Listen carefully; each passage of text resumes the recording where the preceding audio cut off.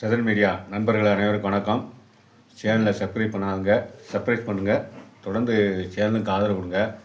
இப்போ பார்த்திங்கன்னா தமிழக அரசியலில் பெரும் பரபரப்பாக ஓடிக்கிருக்குது. பார்த்திங்கன்னா தேர்தல்.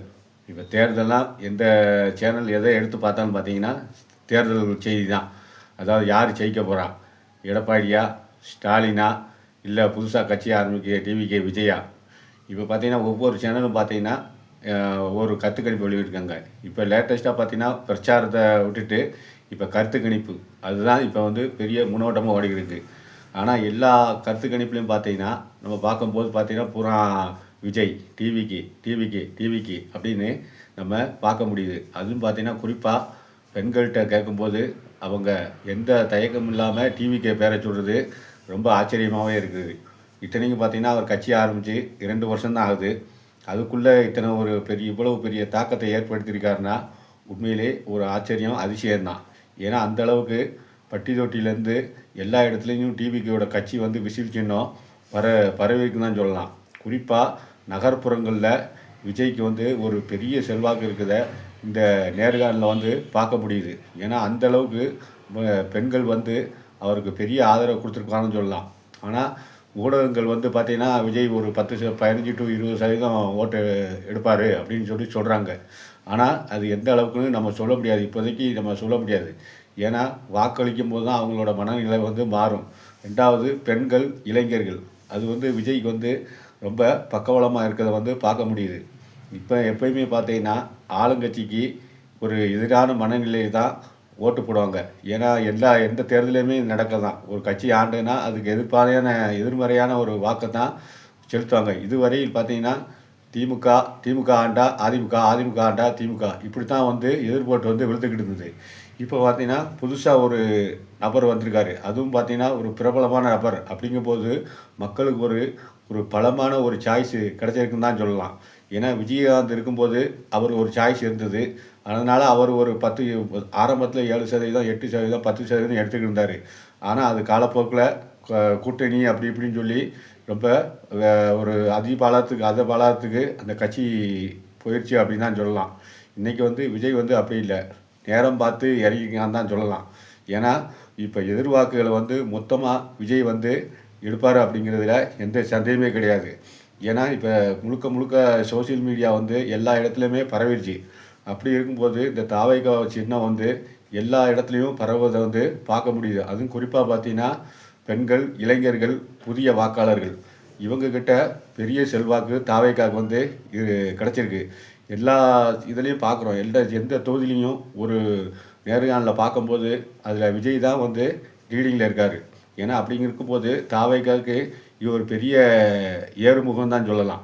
ஏன்னா அந்தளவுக்கு தாவைக்கா தாக்கத்தை உருவாக்கி இருக்குன்னா உண்மையிலே அது வந்து முழுக்க விஜய் தான் சேரும். ஏன்னா விஜய் அப்படிங்கிற ஒற்றை மனிதர் தான், வேறு யாருக்கும் அந்த கட்சியில் கிடையாது, செல்வாக்கு கிடையாது. இப்போ அதிமுக இருந்ததுன்னா எடப்பாடி இருக்கார். அவர் ஒரு பெரிய தலைமையாக இருந்தால் கூட கட்சியில் நிறைய 8ஆம் கட்ட தலைவர்கள் வந்து இருக்காங்க. ஆனால் தாவைக்கால வந்து அப்படி கிடையாது. முழுக்க விஜய் அவர் ஒரு ஆள் தான் அத்தனையும் வந்து வழி நடத்த போகிறாரு. இப்போ விஜய் மீது இப்போ தனிப்பட்ட வாழ்க்கையை பற்றி நிறைய விமர்சனங்கள் வந்தால் கூட, அதாவது கரூர் சம்பவங்கள் தான் கூட, அதையும் மீறி மக்கள் அந்த பிரச்சனையெல்லாம் ஒதுக்கி விட்டு ஓட்டு யாருக்குன்னு கேட்கும்போது விஜய்க்கு தான் அப்படின்னு சொல்லும்போது உண்மையிலே ரொம்ப ஆச்சரியமாக இருக்குது.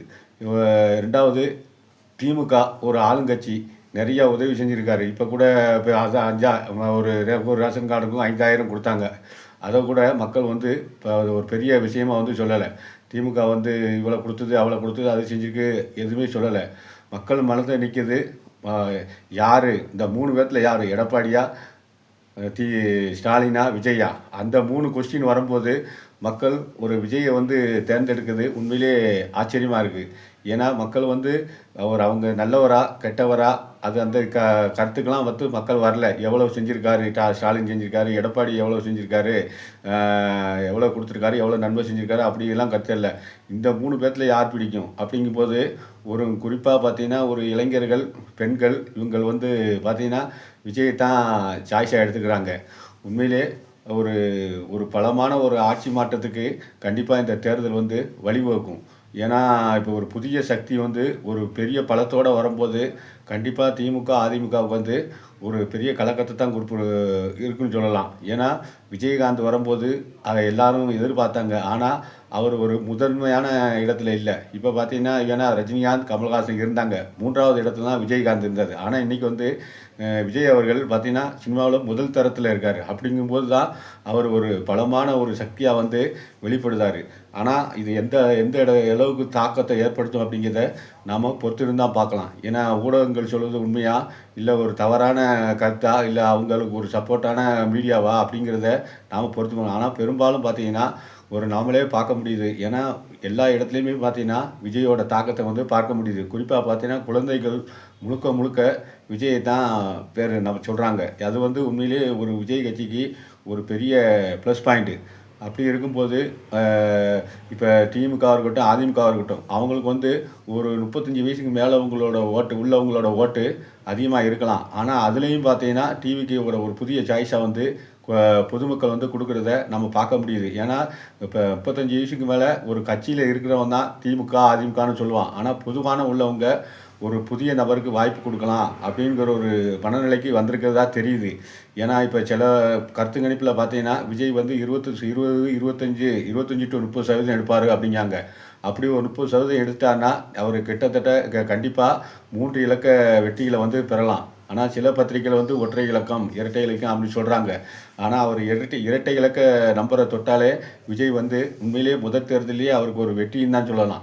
ஏன்னா அடுத்த தேர்தலில் பார்க்கும்போது அவருடைய ரசிகர்களாக இருக்கட்டும், அவருடைய தொண்டர்களாக இருக்கட்டும், இப்போ இன்றைக்கி ஓட்டு இல்லை அப்படின்னு சொல்கிறவங்க 5 வருடம் கழித்து பார்த்தீங்கன்னா அவருடைய செல்வாக்கு 15%, 30% மாறுறதுக்கு பெரிய வாய்ப்பு இருக்குது. அப்படி இருக்க பார்த்தீங்கன்னா நம்ம பொறுத்திருந்து பார்ப்போம். ஊடகங்களோட கருத்து கணிப்பு வந்து உண்மையா பொய்யா அப்படிங்கிறத மே 4ஆம் தேதி கண்டிப்பாக எல்லாத்துக்கும் தெரியும். இதை பற்றி கருத்து கணிப்பை பற்றி நீங்கள் என்ன நினைக்கிறீங்க? உங்களோட கமெண்ட் பாக்ஸ் சொல்லுங்கள். இதில் எந்த கட்சி தாக்கத்தை ஏற்படுத்தும் அப்படிங்கிறத கருத்து கணிப்பு இதில் கமெண்ட் பாக்ஸில் சொல்லலாம். நன்றி, வணக்கம்.